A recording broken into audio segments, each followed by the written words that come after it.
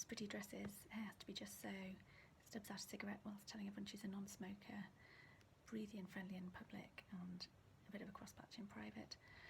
That's enough about me. Let me tell you about Jackie Kennedy. I went to see the Jackie movie with Natalie Portman the other day.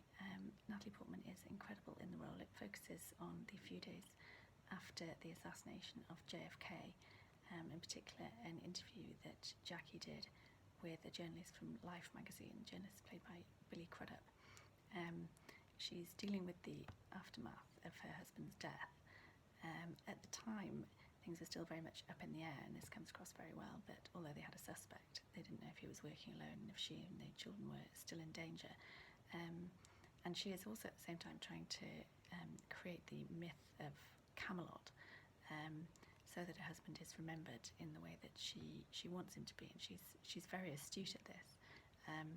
She's a very bright woman, and you also get a sense of how, after a high-profile death, ironically life goes on very quickly. So Lyndon B. Johnson has been sworn in as the new president, whilst her dress is still covered in the blood of her husband, and she is already being pushed slightly to the sidelines, and so is his memory, which is one of the reasons why she really feels she has to create this myth of Camelot and the Round Table.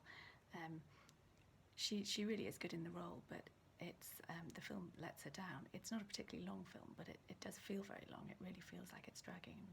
I sometimes wonder if I'm still there watching it, which is a real shame. It's a bit like watching a history lesson, and while I'm glad I've seen it, it's certainly not one I would watch again.